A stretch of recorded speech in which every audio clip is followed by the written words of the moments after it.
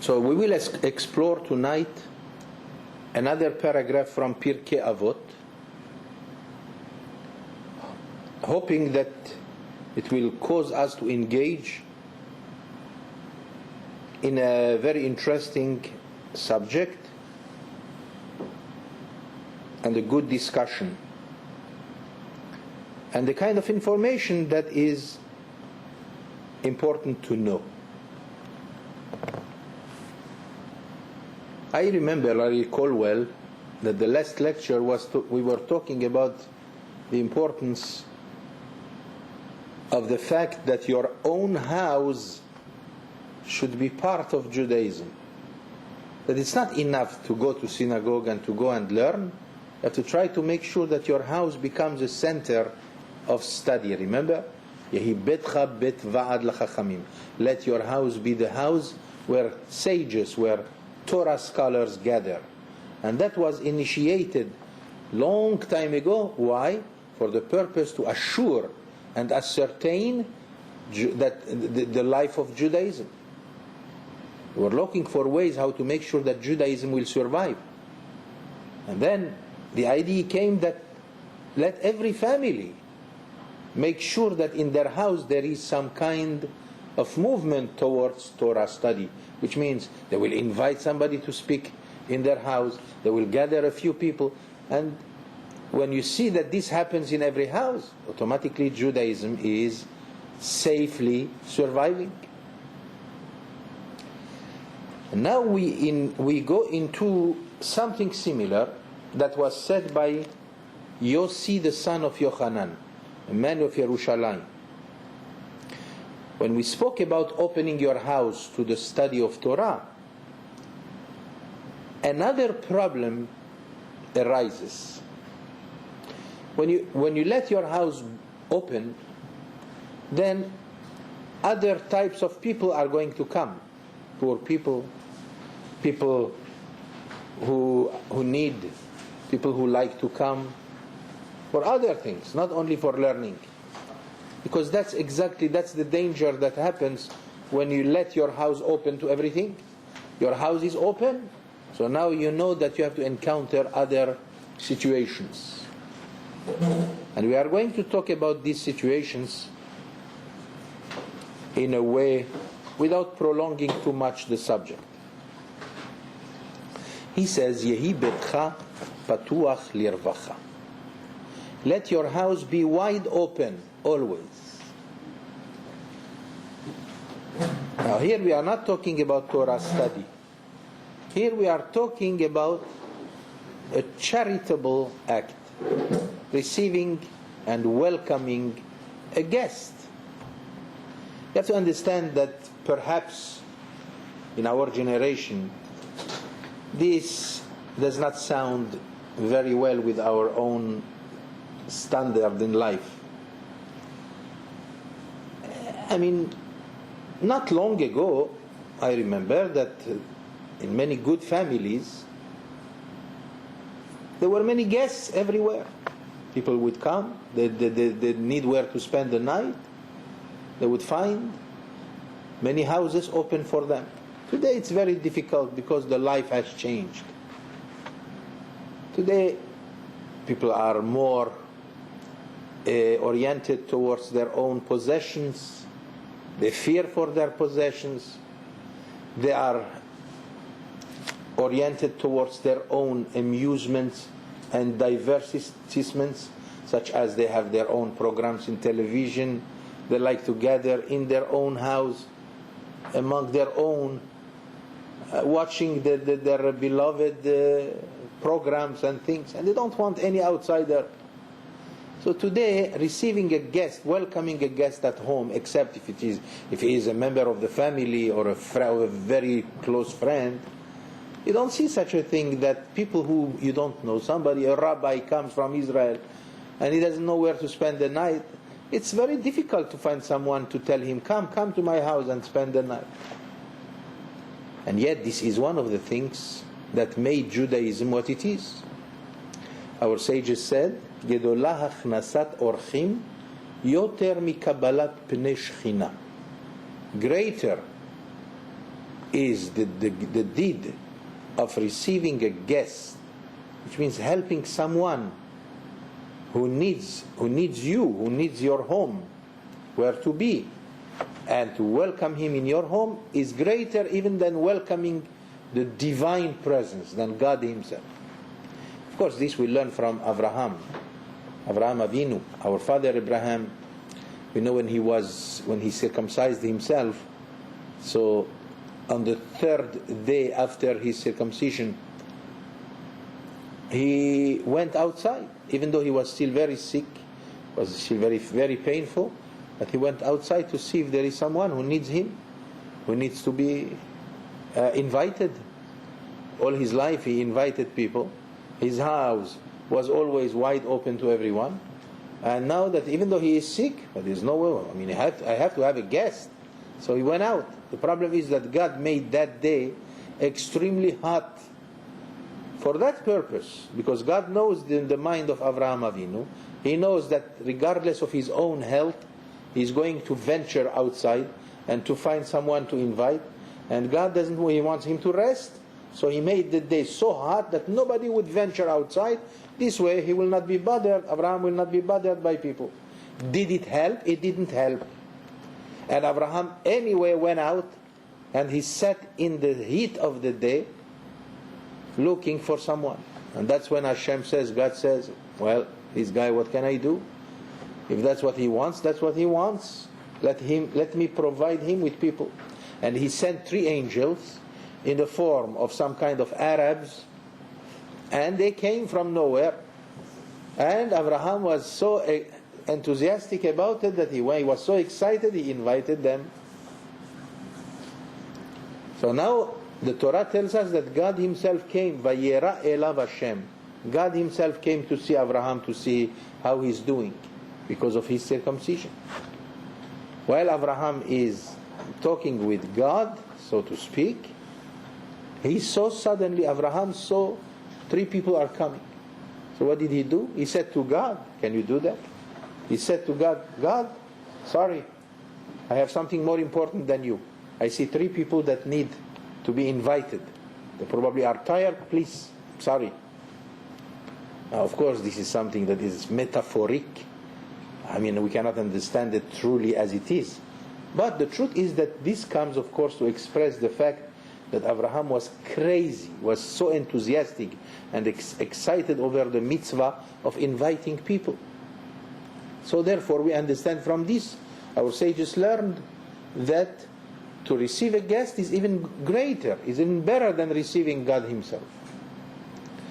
Now, to a certain point, of course, we do not understand what it means. But the point is well clear that to help people that need a shelter is a great mitzvah, no question about it. And therefore the Jewish people excelled throughout all the generations, excelled in this mitzvah, in this great precept of inviting guests who need a shelter. Of course, today people don't know exactly the meaning of this mitzvah. They think that having a guest could be even a cousin when he comes, and you are so happy to have him, to gather with him. That's not what we call mitzvah, achnasat orchim. The mitzvah of receiving a guest is when a guest is in need. Somebody doesn't know where to spend the night, and you come and tell him, don't worry, come. It happened to many times to us. The night of Pesach, you see somebody is lost. I mean, there is so many people are there in the synagogue. Everybody is going home to the Seder, but there is somebody who doesn't know. He is embarrassed to ask, and he has nowhere to be. And you come to him and you tell him, come with me. You are privileged that you have fulfilled a tremendous mitzvah. What about if the guy is dirty? Or maybe he's smelling? It happened. I remember in my house, the old country, and there was a guy who came, he was stinking and everything. Nobody wanted even to look at him. But he was in great need. He wanted a bathroom. I remember that I was only a little guy. And suddenly somebody came from nowhere, all dirty, a Jew, and he wanted the bathroom. And even looking at him, it was not easy. So it takes a heart to tell him, come in, my friend, don't worry, come in, come in. And you open the bathroom for him, and then you give him a cup of tea, and then you tell him, if you need to rest, please stay a while, and everything. And some people do take advantage of that. That is true. But at the same time, the mitzvah is unequal to any other mitzvah in the Torah. So that's why throughout the generations, Jews excelled in this kind of mitzvah. Unfortunately, today, the world has changed. It's not anymore like it used to be even just 60, 50 years ago. In the country where you come from, or where I come from, people were together. I mean, whole families, everybody saw the other guy. Everyone saw each other. When the state of Israel, Baruch Hashem, when it was inaugurated, the Jews came from all over the world to Israel, or maybe they went to America or elsewhere, wherever they could. Then it's not anymore the same as it used to be. The families have dispersed, have scattered. They're not, and also with the modern appliances that we have today, so people are more interested in staying in their home without looking at anybody from the outside. So the mitzvah of hachnasat orchim, the mitzvah of inviting a guest, has dwindled to almost total vanishment. Yeah, it's true that we still invite people, but whom do you invite? How many cases do you see that you invite somebody that you don't know him at all? All you see is he's very tired, he's very dirty, and yet you invite him, especially if he has a beard and a hat and a rabbi, and he comes to collect money, and everybody turns the other cheek to the other side. But the Jew who comes and thinks about his needs is a Jew that thinks about Judaism as one thing to have to be practiced properly. So therefore, Yossi ben Yochanan tells us, and this is a statement that was made approximately 2600 years ago, and he said, Yehi betcha patuach lirvacha, let your house be wide open. And the commentaries explain that you should have more than one entrance to your house. When you have only one entrance, one door, then if anybody comes, he has to come only from that door. But Avraham Avinu, for example, he had four doors from every orientation, from every side. This way, anybody would come from anywhere, wherever he comes from, he goes directly to his house. Now, this is something that is far-fetched from us today, but it was normal for thousands of years for the Jewish people. And let the household members of your house be the poor ones. Now, this statement can be explained several ways. The first explanation is, let the poor people be members of your family. Which means if you get used to inviting people who are in need, then the poor people are going to be used to your house. That's fine. I remember I grew up in this kind of family, in this kind of attitude. About 50 years ago or 40 years ago, people could not, there was no yeshiva in which there was no dormitory for the students.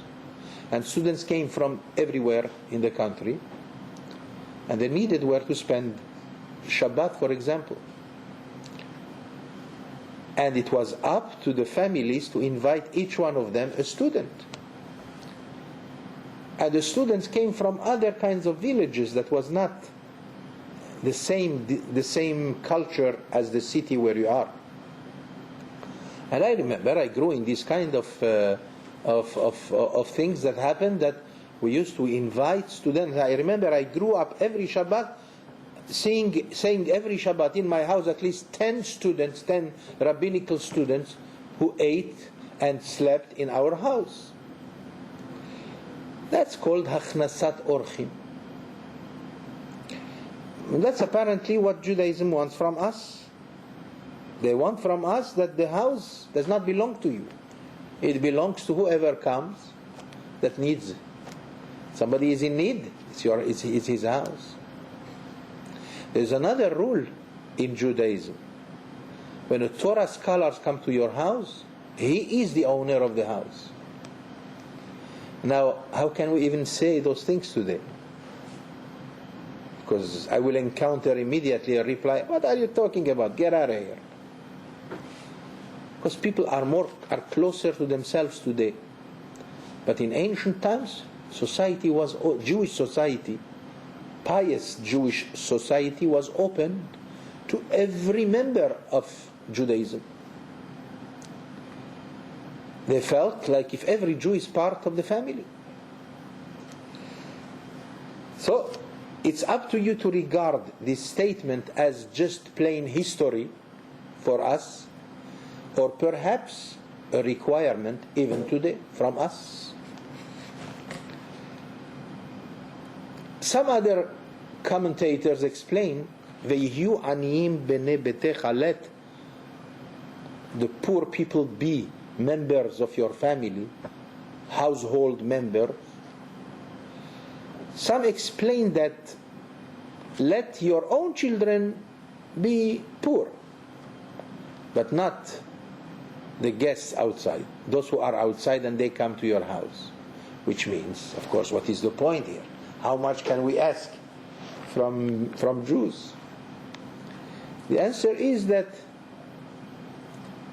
I'm going to say something that is not very pleasant to the ears of today. Of course, it's not pleasant. People are used to other things today. They are used to pamper their own children. They are used to give everything to their own children. And that's nice, why not? But apparently the view of the Torah is not this way. You give them the minimum to your children, but you give the maximum to the people in need, outside, the guests. Which means, if to your children, if you have a guest, you give him a steak, but it's not necessary to give a steak to your own children. Of course, to whom am I saying those things today? Today, I mean, I know what I am saying is impossible to accept today, because the ears of today are totally different. I'm not even saying the minds. The ears are totally different. But that's the way it was. In fact, people gave everything they owned to outsiders who were in need. Charity involved the Jewish people to the maximum, regardless of their own needs. So their children had the minimum, while the father gave generously, with tremendous generosity, to people that were in need. It's terrible to say, but that's how Torah regards those things. They want us to regard the Jew who needs you in a much more considerate way than even your own children.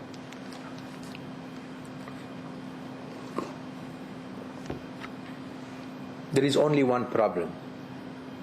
And now, hold yourselves together, because perhaps you will be even much more, not so much tolerant towards what we say, much more than what I said before. He says, "Ve'al tarbe sicha im ha'isha." You see what happens when your house is wide open? So automatically the wife is also involved. She's involved with the guests. She has to talk to this one and this one and this one. And things could develop. You never know. There could be a character who is not so pleasant, and yet according to the philosophy of Judaism, of ancient Judaism, is to accept everyone regardless of what he is. Let's say one number there, he had other ideas, and now he sits down with the wife of the house and he talks too much. So here he's warning us, do not talk too much to the woman, ha'isha. You know, when we say ha-isha in Hebrew, the word in Hebrew for woman is isha. But when you say ha-isha, means the woman. What's the difference? When we say the woman, that's the wife. There's only one woman for the family.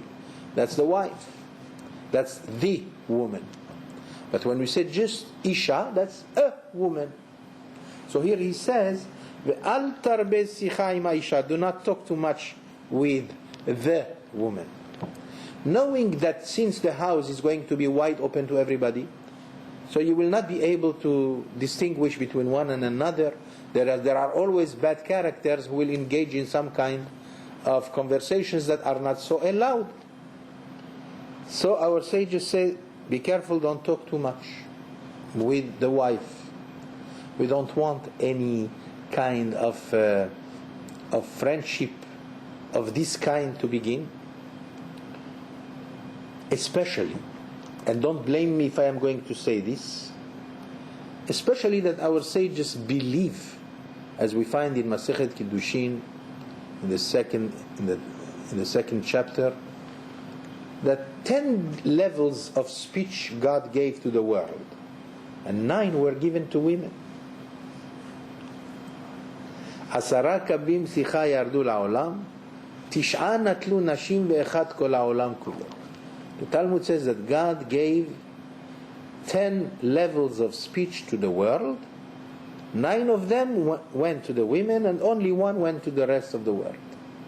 And he doesn't even say, and 1 went to the men. He says to the rest of the world, which means even in that one, women have to have their own share, even in the last one. So what is the point? Of course, God wants it this way. That doesn't mean that it is bad. On the contrary, that's nature. Because women, you see, in the old time, the husband didn't have much time to talk with people. He either went to work or he went to study. He doesn't have time for idle talk. So who's going to lead the idle talks? So usually the wife. That's why God endowed the woman with more capability of talking. The only problem is that every good thing generates something that is negative. And that's how you get also women who talk too much. And you never know. That doesn't mean that men do not talk too much. Of course, men also talk too much. And you will also find women who do not talk too much.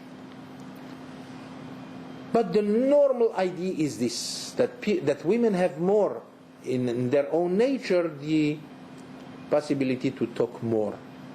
And therefore, since they like to talk to longer than others, so when you have a situation like this, when they come to your home, and people come to your home, somebody might engage in a long conversation with the wife of the house, and that's we don't want.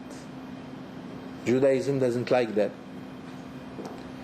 So therefore he says, be very careful, that even if the wife of the husband, he should not talk too much. Now we understand that every other married woman should not engage in too much conversation with her. Ameru beishto ameru kal vachomer beeshet chavero.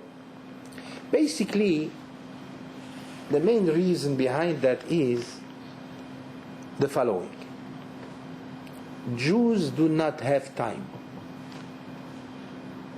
There is no time to waste. I'm just telling you the ancient kind of how Torah came to be what it is, even though you find it strange today. But the truth is that that's how it used to be. Even though men worked, but everything was in the hands of the woman. Even the money that they brought, they gave to the wife. You take care of everything. I have no time.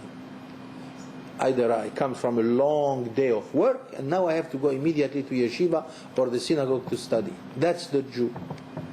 That's the ancient Jew and the future Jew. I repeat, I reiterate, the future Jew.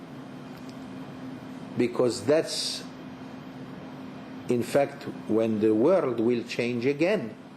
It will change to this again. That doesn't mean people will stop working. Work is good for the soul. But it has to be together with studying Torah. because we believe that the Torah is part of our philosophical and spiritual system. Without Torah, we are only earthly. That's not the purpose why you were born Jewish. What about the woman? The woman, since she has so many things in life to do that are very essential to our upbringing, therefore the Torah does not require from the woman to study as much as men. As much as men, because there is plenty of study that the woman can do also and should do. So basically that's what we learn from this paragraph. Jews have no time to spend idly in conversations that have no substance. Any conversation, any discussion should have substance, or if not, quiet is better. In fact, in another place in Pirkei Avot we find Amar Rabban Gamliel. Rabban Gamliel says, Kol yamai gudalti ben hachachamim. All my life I was raised among the sages. Velo matzati laguf tov mishetika. And I have found nothing better for the health of your body than keeping quiet. So Jews learned how to keep quiet. Today, I'm not talking about today. Anything is valid except today. This generation is the extraordinary generation that is the exception of all the rules. But that's how the Jewish picture takes shape in ancient times and probably in futuristic times. The Jew does not have time to waste. We were born Jews for the purpose to study Torah. Does not sound very popular. I know it does not sound very exciting perhaps. But Jews were born as Jews for the purpose to learn Torah. That's the reason why we received the Torah at the mountain of Sinai. Otherwise, why would God bother to make you a Jew? You know, to make a Jew is very, very complicated. A Jew is very complicated. It's very different than all other human beings. You don't believe so, huh? You know, people think that, what's the difference? I mean, Jews are Jews like everybody else. We have the same nose. I mean, even though they try to disagree with that even the nose is different. But normally, Jews are Jews. I mean, they are like anybody. That's not true. Jews are different. In Pirkei Avot it says, Israel kinyan echad. The Jewish people is one different acquisition. It is not similar to any other nation. As our sages said, we are like the oil versus the water that represents the nations. The nations are the water. The Jewish people is the oil. Try to bring together oil and water. Try to mix them together. You will never succeed to mix them together. You will always see that the oil comes up on the surface. And that's the Jewish people. Again, this generation has proven to be otherwise. We all look like non-Jews. But in a previous generation or in a future generation, Jews will have to look also different than the other nations. I sound very outmoded, right? I sound very old-fashioned perhaps. But I'm telling you the reality of either the past or probably the future. Jews always covered their heads. Today, religious women cover their hairs, but men, unless if you are religious, you don't cover your head. But in the old time, 100 years ago, you couldn't find a Jew whose head is not covered. There is a story in the Talmud Masechet Sotah that we learned just a few days ago, that in fact they spoke about a certain young genius to a big rabbi by the name Hamnuna, Rav Hamnuna. And they came and they chanted the praises of this young man to a very revered rabbi, Rav Chizda, or Rav Una. And they came to him, you know, this boy is great. A young man who is wonderful, is so great in his learning. So Rav Huna says, can you please do me a favor and bring him to me? I want to see him. I would like to look at this prodigy. When the young man came, all excited to see the revered Rav Huna, suddenly Rav Huna sees that the young man did not cover his head. Immediately the rabbi turned his face from him.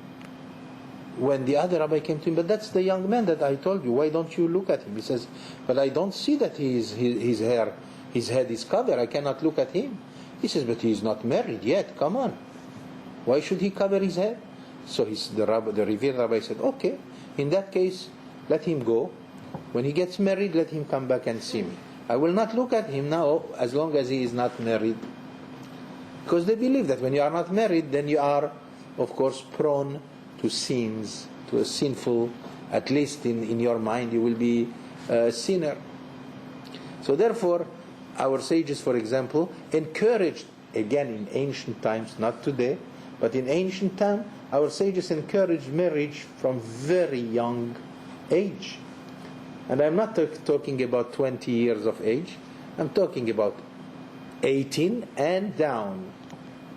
Rav Chizda says, the Talmud tells us in Masechet Sotah, that Rav Chizda says, the reason I am superior to my friends in learning is because I got married at the age of 16.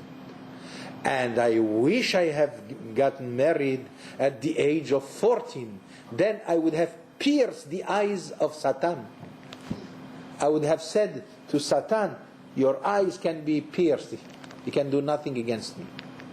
Do you understand the philosophy? So anyway, that's the form of ancient times, and perhaps this what will be, because sanctity and purity was an integral part of the common Jew, wherever he went throughout the generations. And that's the reason why I told you before that Jews practically were born for the purpose not to waste any time, and especially not to waste time in idle talk. We were given the Torah. Apparently, according to the understanding of our sages, the Jewish people was a special creation. It has nothing to do with the other nations. Like it says in the last week's parasha we read, Am levadad ishkon uvagoyim lo itchashav. This nation, even Bil'am himself, the evil prophet, what did he say? He said, this nation is so different.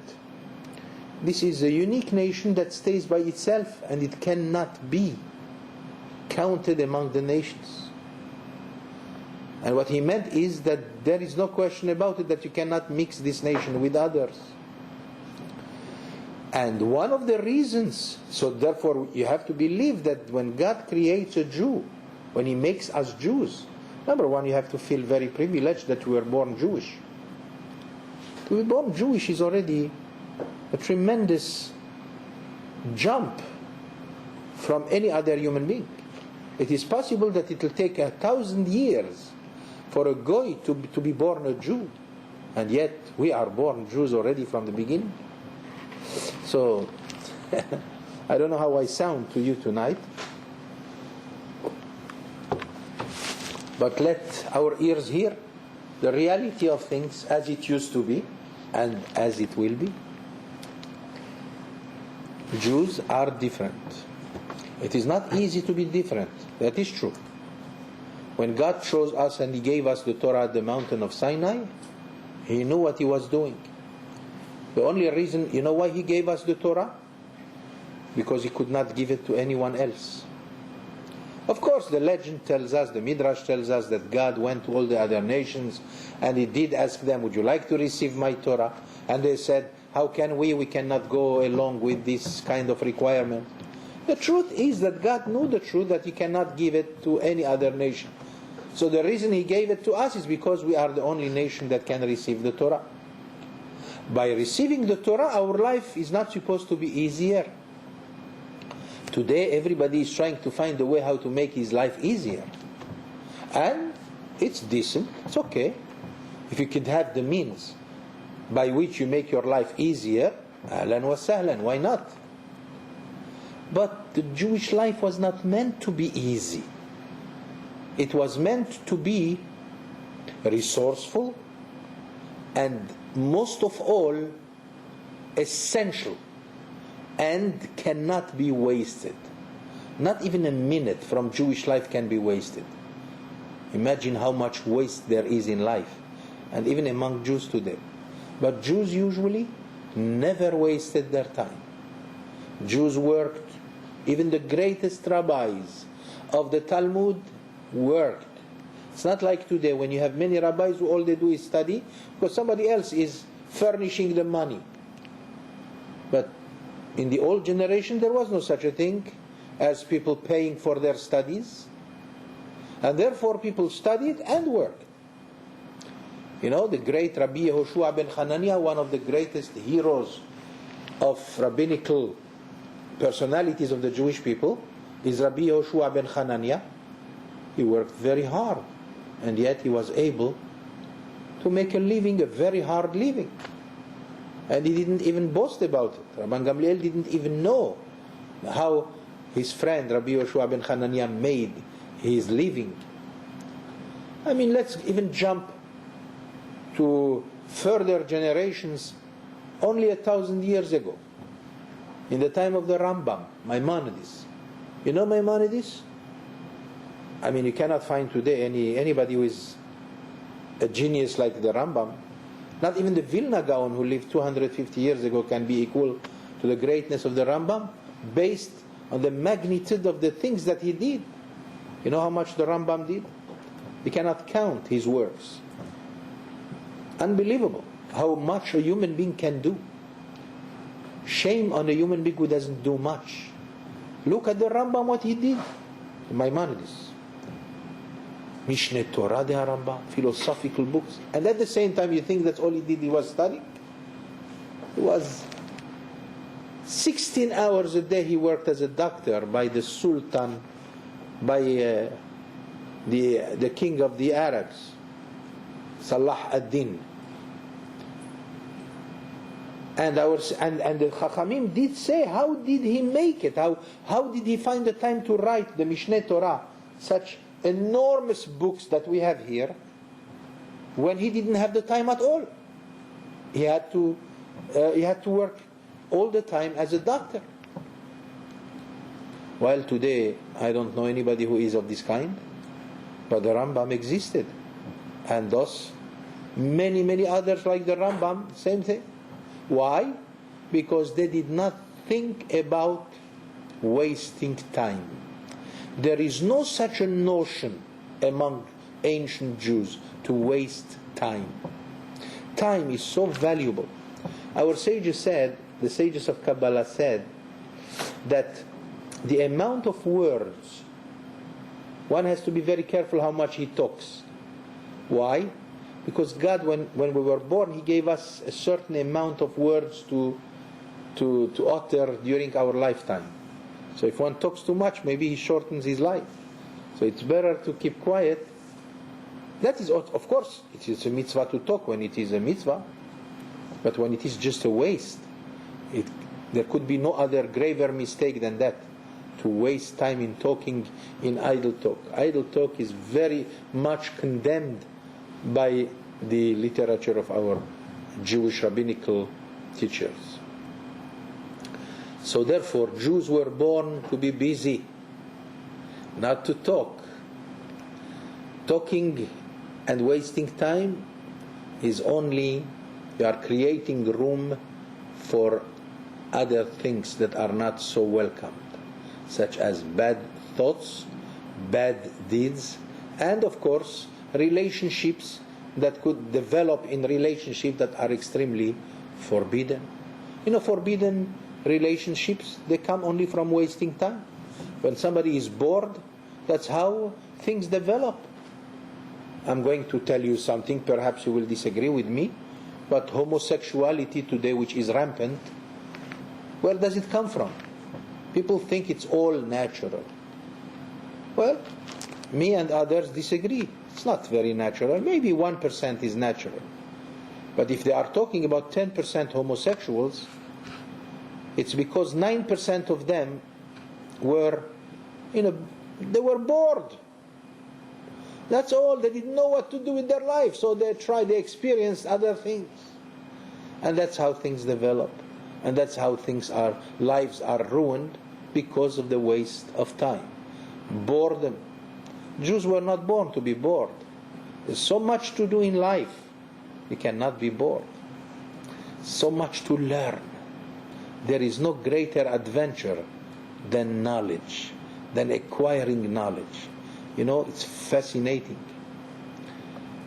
I know that occasionally we can watch a movie here and there, maybe, but one has to keep in mind that there is no more passionate pastime than acquiring knowledge.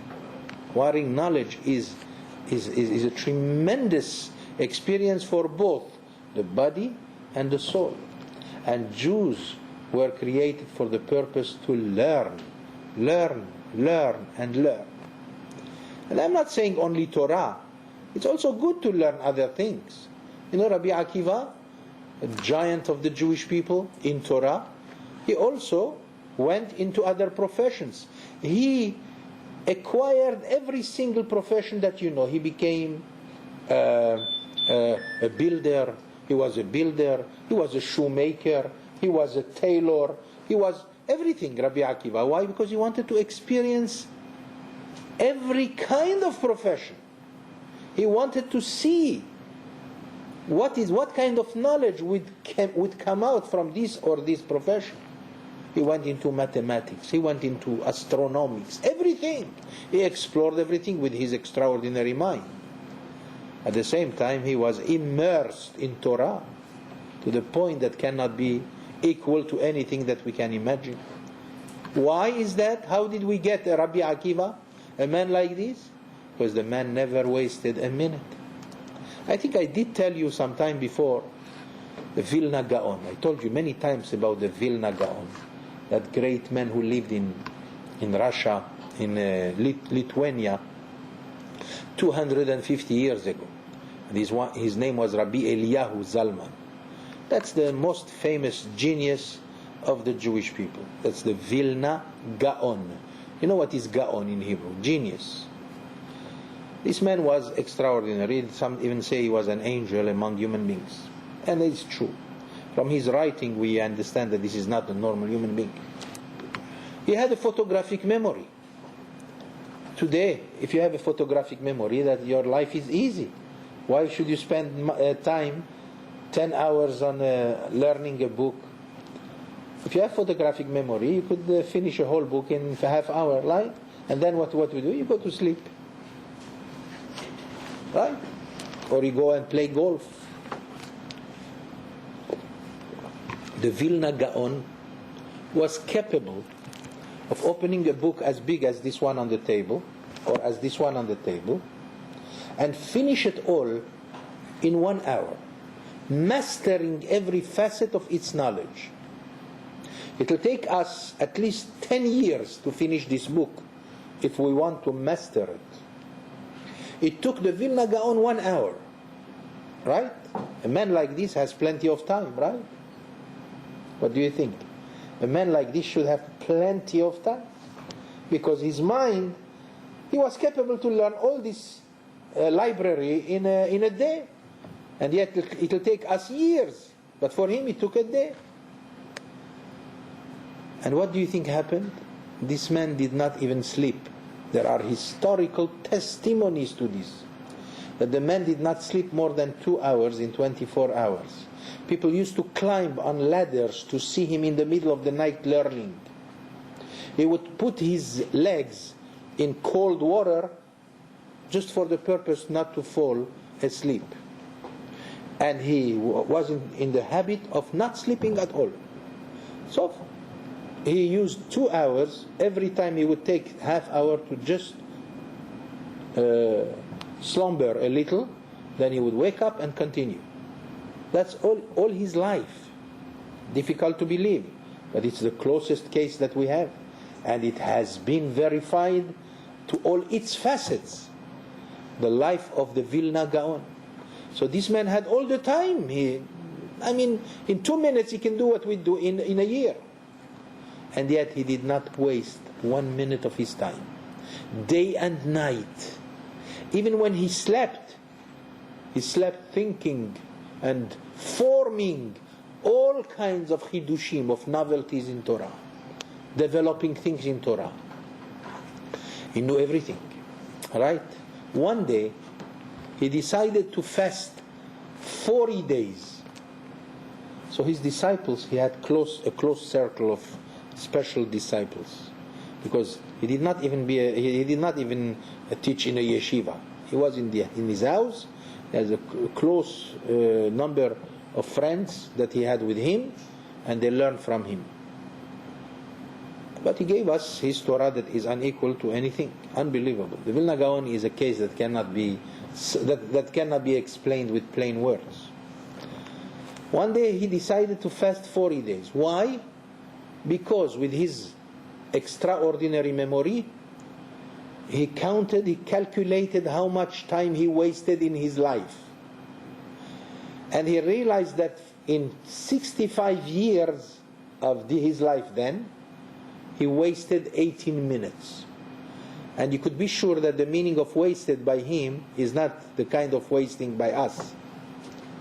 What he considered wasting, 18 minutes. And he said, I have to sit 40 days fasting for 18 minutes that I have wasted. So you could understand from this how when a Jew understands the true meaning of Judaism and the true meaning of him being a Jew, then time becomes extremely important.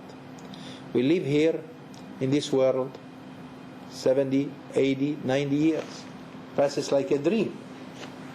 And yet we have the possibility to do in those few years in this life, to do the equivalent of the eternity that is waiting for us after this world.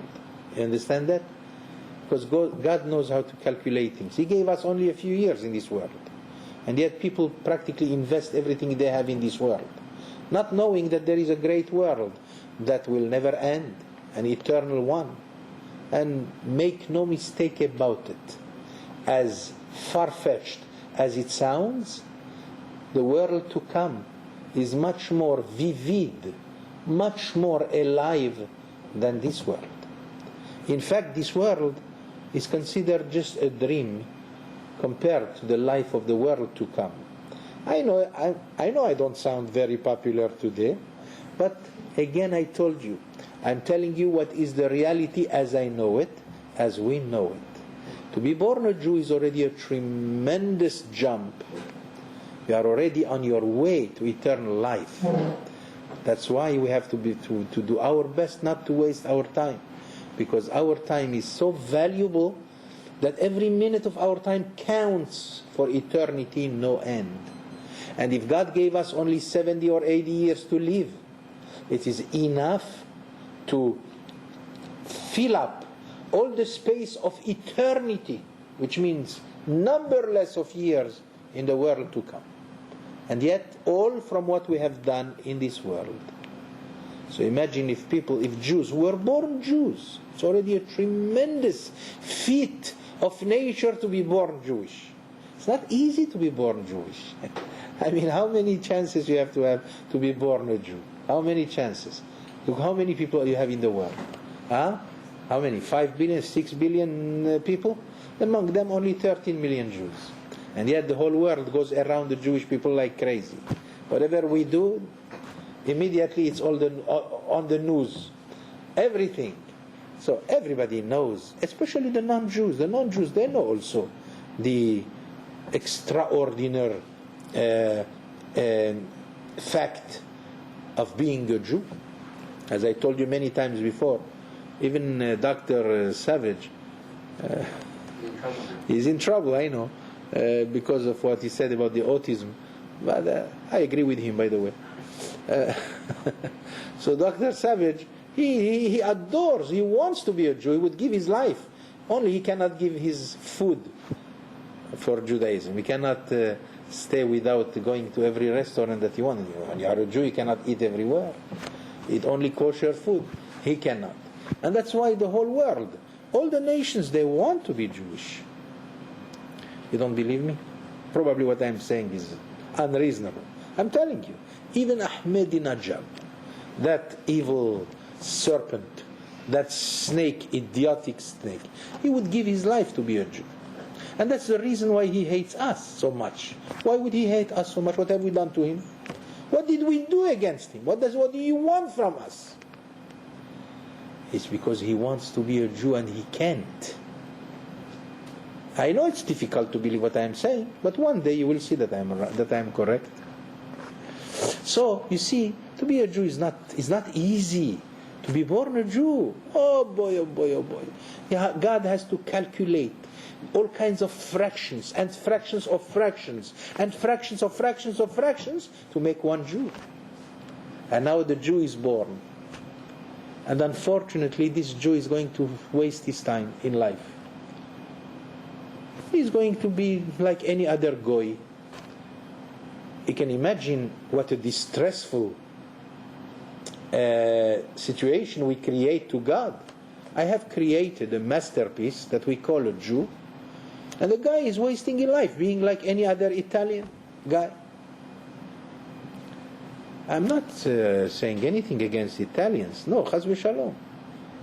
But God bless everyone. That's not the point. The point is that I'm trying to make here that to be a Jew is very special. And therefore you have to make sure that your life is also special. And your life becomes special when you don't waste it. And we do waste our life.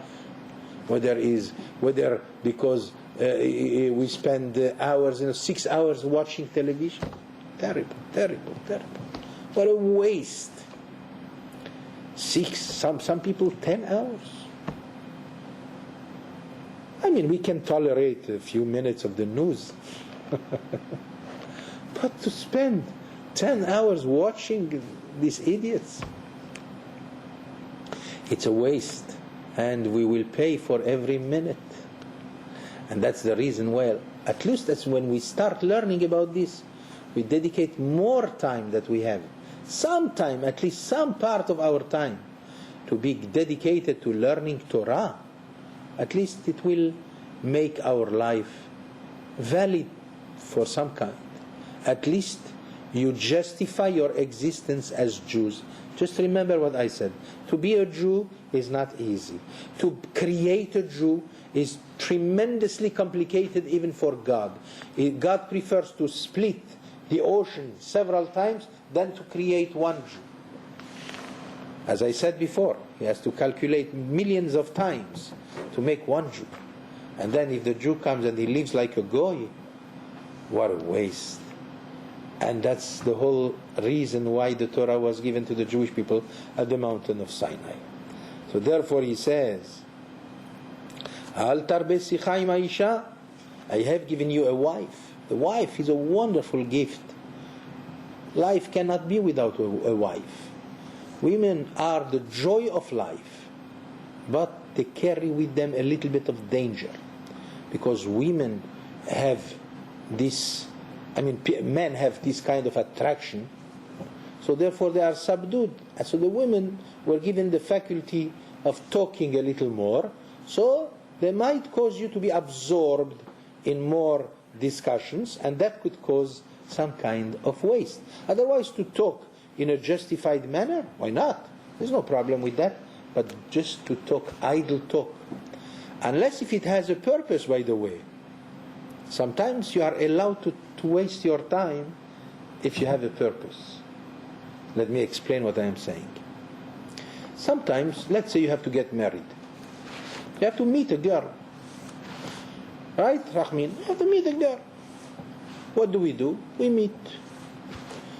You meet, and what do you do when you meet? You go again and again and again and again. You go out with her, and what do you do? Talking and talking and talking. I remember once, long time ago, when I went out with a girl, whatever I said, she said, okay.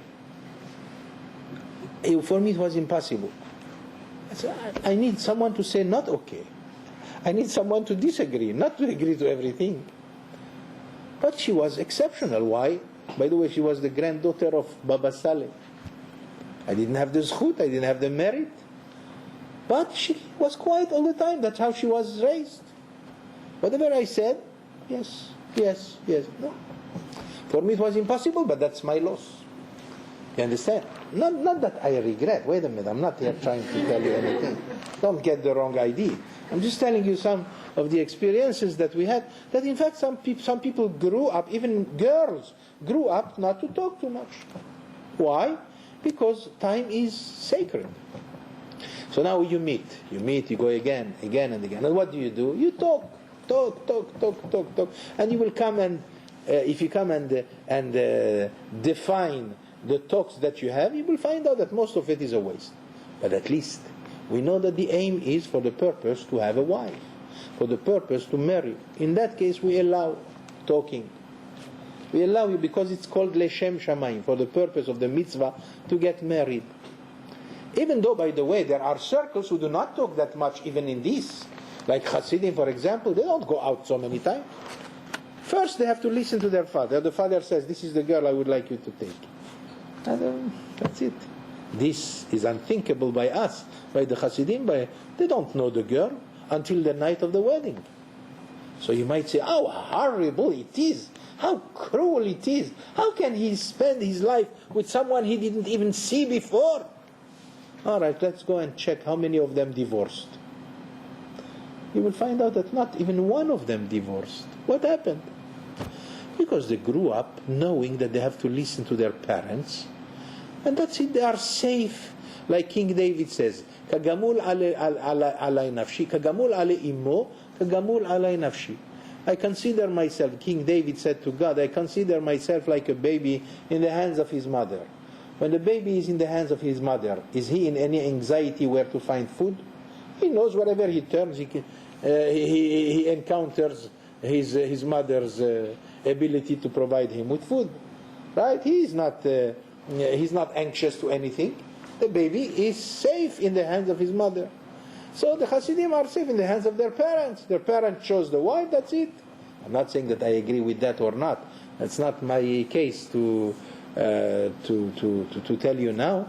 But the point is that they have an easier life. Why? And then they go out maybe once. Even the people who go, maybe they go out twice.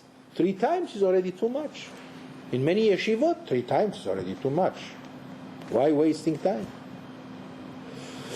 But anyway, this is not, in reality, when a person goes out even several times and even many times for the purpose to find the one that suits him and the one that suits her, then it becomes Leshem Shamayim. That's not the type of wasting that we are talking about. And it's okay.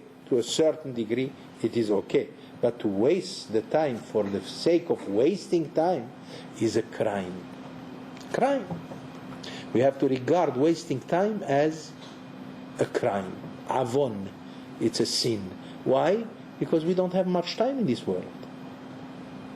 And yet some people, they don't know what to do with their time.